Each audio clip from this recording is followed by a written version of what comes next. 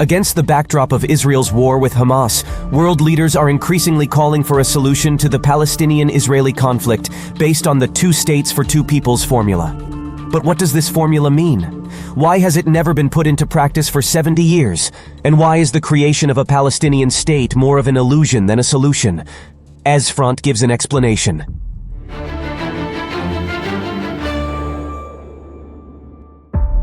Since the explosion of a hospital in Gaza on October 17th, the leaders and foreign ministries of all countries that demonstrate an interest in influencing the situation have been calling for the only solution of two states for two peoples as soon as possible.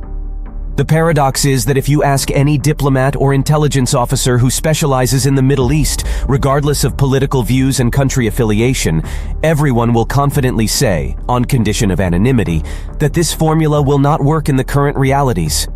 Everyone understands this, but no one publicly admits it. Then why does everyone keep repeating the formula, two states for two peoples? It is because this mantra serves as an ideal cover for the United States, the EU, Turkey, China, and Russia to increase their activity in the region. In the Arab countries, it allows the ruling regimes to demonstrate to the masses who are extremely against Israel that the authorities care about the Palestinians in order to bring down a tide of discontent and prevent it from turning into internal political upheavals. As a result, everyone maintains the illusion of such a simple solution to the conflict, namely, a mere formality is required to declare the establishment of a Palestinian state. But illusions do not solve conflicts, it only makes things worse. What does the mantra, two states for two peoples, mean? It involves the creation of a Palestinian state on the territory of the former British Mandatory Palestine, 1922 to 1948, in addition to Israel. Actually, it is nothing new. On the 29th of November 1947, the UN General Assembly approved the plan to establish two states on this territory, Jewish and Arab. But modern politicians, repeating the mantra, prefer to ignore the reasons for non-implementation of the UN decision. Could the mantra have been implemented at all?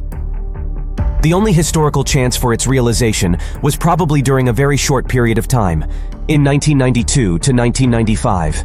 In those days, a unique situation arose. Israel and the Palestinians were led by leaders, Rabin and Arafat, who were ready to make certain concessions and compromises, and, more importantly, who trusted each other on a personal level. At the same time, no less importantly, both had sufficient popularity, authority, and public support among their own peoples. Why didn't it work? Firstly, there was not enough time. Rabin was killed by a Jewish radical in November 1995. Secondly, there were quite serious forces on both sides that sought to disrupt the final settlement. At that time, the interests of Netanyahu and Hamas fully coincided in this respect. Supporters of the former held mass demonstrations, blocked highways, intimidated political opponents. The Hamas leadership staged terrorist attacks in Israeli cities, incidentally with the active participation of Mohammed Deif, the architect of the invasion of southern Israel, on October 7. The last real attempt at agreement was in 1999. But there was no longer the same trust as before, and the Palestinians made demands, acceptance of which could not be explained by any Israeli prime minister to his domestic audience. Now, the Arab countries, Turkey, Russia, China, Europe, and even the United States are eager to establish a Palestinian state as soon as possible. But no one is willing to participate genuinely in solving the entrenched problems preventing this. As Jordan and Egypt made clear on October 19th, we support the Palestinians, but let the Israelis sort it all out themselves. But now, especially after the massacre of October 7th, the Israelis are much less willing to listen to the teachings of Europe than they were in 1992 to 1995. So, it turns out that the formula, two states for two peoples, is very convenient for everyone to promote their own interests in the region, but no one is ready to bother with its realization. Why the illusion of Palestine is unattainable? When today's heads of state, diplomats and media talk about Palestine, they are lying. It is an illusion. There is no Palestine. There are two regions inhabited by Palestinians and tens of kilometers apart from each other, the Gaza Strip and the West Bank. They have different histories.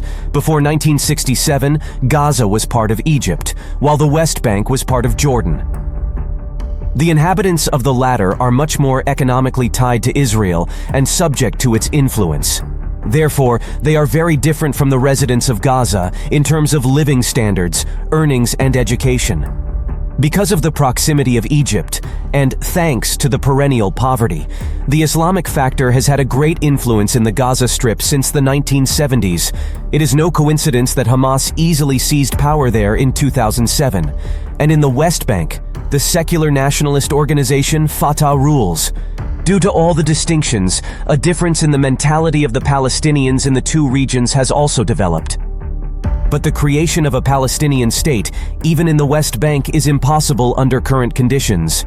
Firstly, Palestinian settlements in this area are adjacent to Jewish settlements, including large ones, and no Israeli leader would dare to deport his compatriots from there. Moreover, Palestinian villages and towns are only a few kilometers from towns within Israel's internationally recognized borders. Thus, from Palestinian Qalqilia to Israeli Kfar Saba is 6.8 kilometers. The Israelis will never agree to the creation of a Palestinian state adjacent to the Tel Aviv agglomeration without ironclad guarantees that in future they will not start firing rockets from there, as they do today from the Gaza Strip.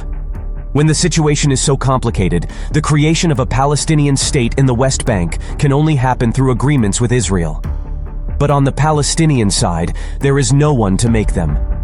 For the last 2 decades, it has been ruled by a senile 87-year-old man, a graduate of the People's Friendship University in Moscow during the Brezhnev era, the author of Lenin on the Zionist Movement, who perceives reality through the prism of the last century. His entourage, elders a little younger, with numerous corrupt relatives. Palestinian youth do not tolerate such leadership. As a consequence, Fatah has been experiencing a deep crisis of leadership for many years and is gradually losing popularity, even in the West Bank, in favor of Hamas, which is much more energetic and much less tarnished in the eyes of ordinary Palestinians. In turn, significant middle-aged Fatah figures, waiting for a generational change in leadership, are forced to demonstrate radical anti-Israeli views in order not to lose their political weight in favor of Islamist rivals. In such a situation, it is unrealistic to agree on anything with the Israelis. The ruling elders do not need it anymore. All they need is just to sit out, but this is political suicide for younger leaders. The situation is aggravated by the fact that the Palestinians are a convenient tool for Iran in the confrontation with Israel. Tehran is pouring considerable funds into the West Bank, via Jordan, to strengthen Hamas and Islamic Jihad. The stronger they are, the greater the ideological processing of the population. Consequently, Fatah is forced to adjust more and more to the Islamists. Against this background, making plans that after the destruction of Hamas power in the Gaza Strip, it will be possible to transfer power to the Palestinian Authority from the West Bank is just another illusion. The population of Gaza, which has been subjected to radical Islamic propaganda by Hamas since 2007, will perceive the aliens from Ramallah as occupiers, accomplices of the Zionists. Hamas will certainly take advantage of this in its rivalry with Fatah and in the West Bank. The representatives of the Palestinian Authority are well aware of this, and they are not interested in such a prospect at all. Thus, to expect the unification of these two regions within a state that is about to be created is an absolute illusion. A lot still has to change in the Middle East to make it a reality. The Caucasus and Middle East is closer to Europe and US than it seems at first glance. Subscribe and click on the bell in order to be informed of the main events. See you soon.